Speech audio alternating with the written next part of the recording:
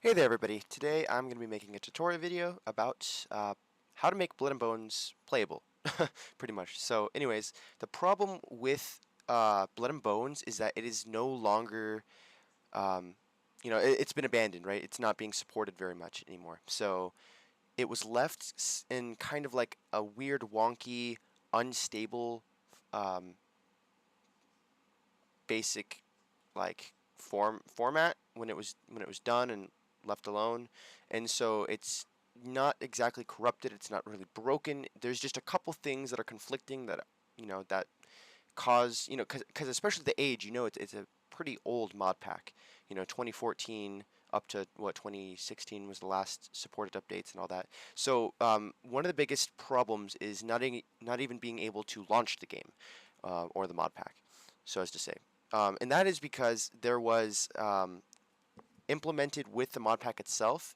There was an update checker, pretty much, to check for updates for those specific mods and for other things. And since it's no longer supported anymore, and it's been so long, that that's no longer concurrent. That doesn't work anymore. So it'll try to go to some broken website or some place or some stuff to get that information, and it doesn't work, and it just dies. It just crashes. So there is a fix in a config file to repair that, and there's a couple other things too that you could do to make it more playable and to kind of fix the problems that's going on with it.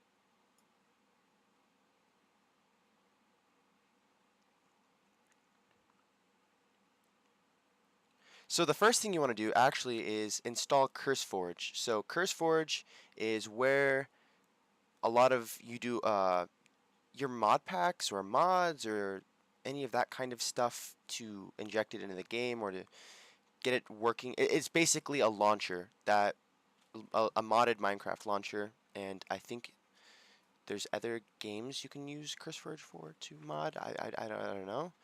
I don't know what they're doing with Overwolf, but I just know that you can manually do this stuff. It would be very painful, but I highly recommend installing CurseForge, and that's what we're going to be using for the video today.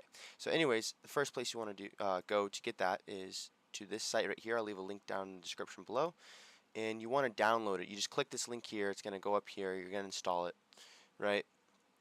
And once you do that, um, then we can go about doing the rest of the stuff. So let that go ahead and install, and then we'll be right back.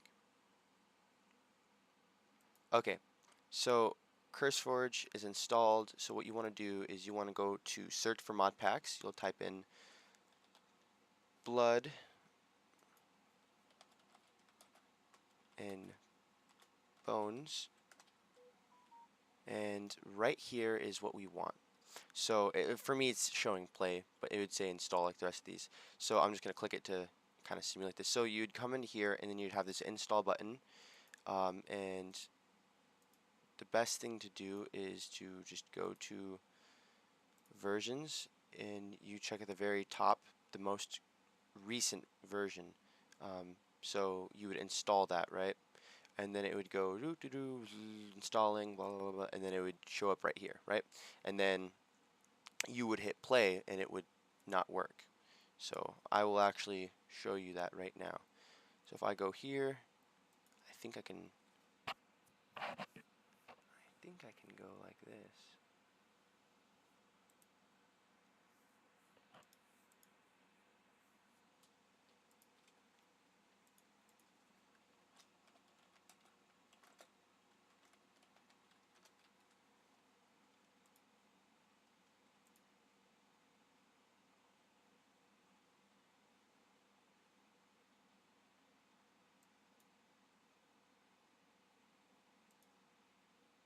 Okay, so you click install, right? It starts installing, blah blah blah, and everything's gonna compile. Everything's gonna be created, folders, config files, all of the necessary things that you need to run the mod pack are going to run, including mods and data checks and all kinds of stuff. So you install it, right? Here you go. You got it right here.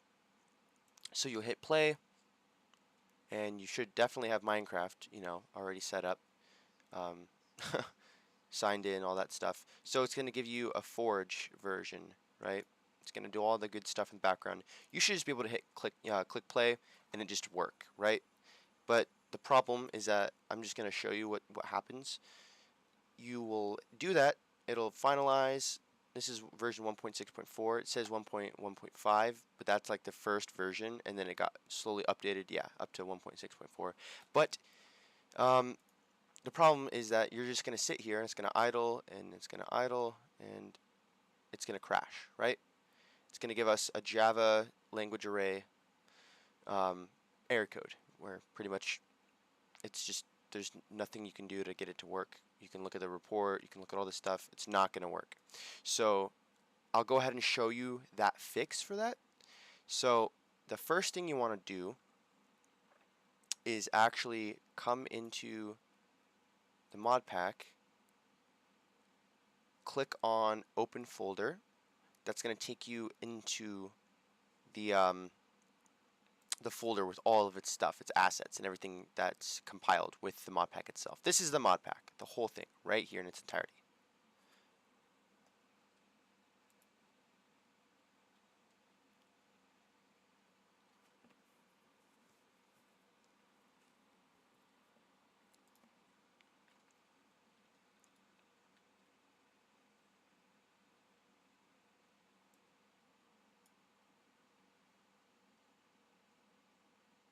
So what you want to do once you're in the Blood and Bones folder, once you've come here and you've opened it like that, is you want to open the config folder right here. Then you want to go to what's called BSPKR, right? So if we could find it, that would be helpful. Here it is. So it's the BSPKR core, and you want to open this config file. So to do that, we just double click it, right? And then we get this little folder. Now, if you read this, it says set to true to allow checking for updates for all of the mods. False to disable. So the default is true. So it's always going to try to check for these updates and all this stuff, which it's not going to work. So to fix it, you just go to this true right here, and you just type false. And then you come up to this file, you hit save, and then you can close that, and then you can just hit play. And now you should just be able to hit play on the launcher, and you just give it a little bit of time, and it's gonna go ahead and close and open up Minecraft 1.6.4. You're gonna get this folder. It might say not responding up at the top. That's typical, that's normal. There's a lot of mods, a lot of stuff's got to be done on the background, but beforehand it would crash. Now you're solid, like it's gonna work, no problem. So you just give it a little time, bam, we're on Blood and Bones, and you could just play it just like this right here. It's all you gotta do. Good to go now. It's completely playable. You can just create a new world. You can, bam, you jump right in. And it works completely, well, not completely, but the way it should, basically. I'll show you some of the problems, though.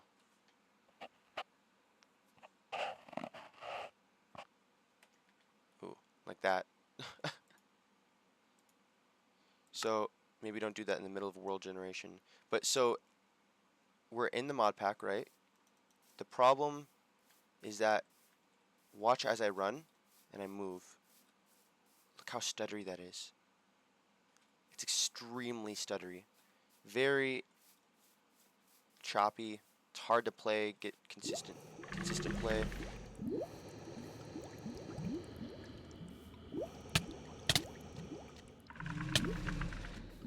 He seems friendly except for leaving poison. Anyways, that's how you get it to launch, to play. And another problem is if you hit F5, there's a problem with the skins. The skins are not working. They're broken. So we have a default mine skin, and I'll show you the fix for that as well. So anyways, let's go ahead and get those done.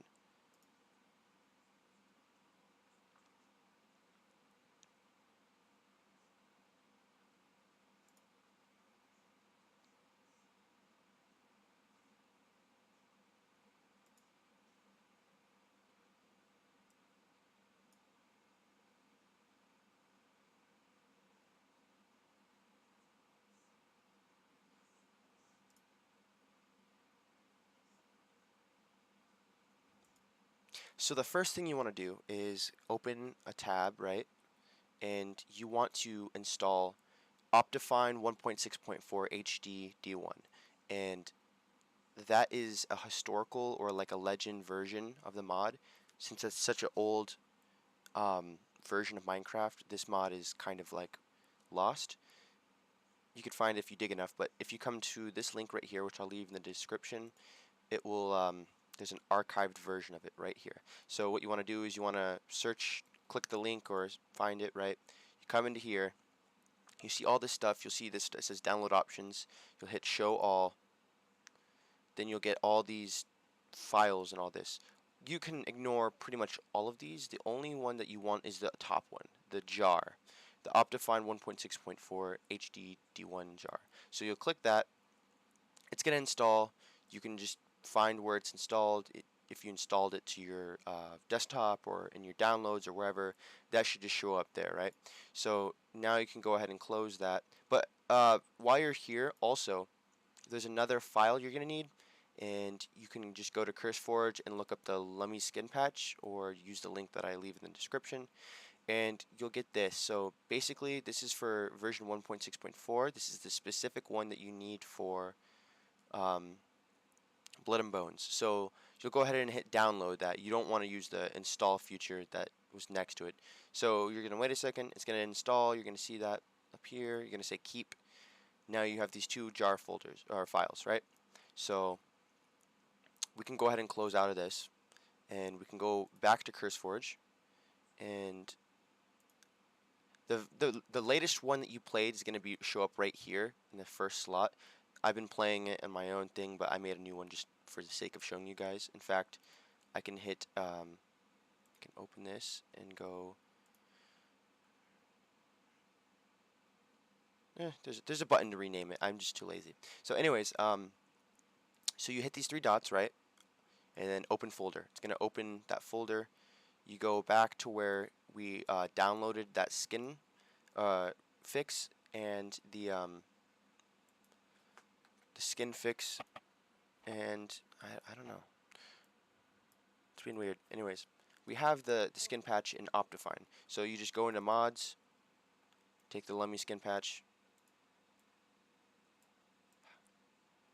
you drop it right in. OptiFine, drop it right in. And then you're done. Now you could just you could exit out of everything. You could launch it. And guys, I really recommend installing OptiFine and the LumySkinPatch. It's extremely useful. The problem is that it's extremely taxing with all the files and all that. OptiFine really smooths things out and makes it more consistent.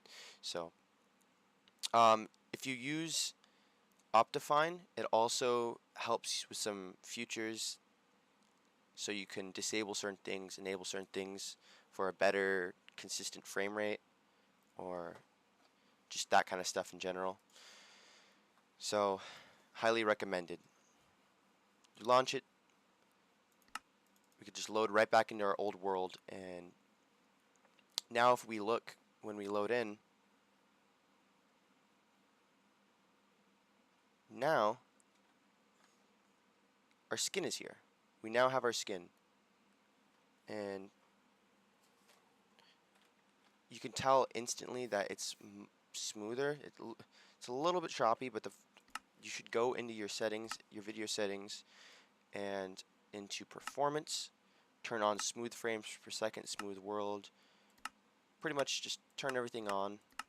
You could turn on load far, which it's not going to be too big of a thing. I turn map level on to 1, leave it on nearest, better snow off, better grass off, clear water off. Basically, things are going to help make it faster, the details.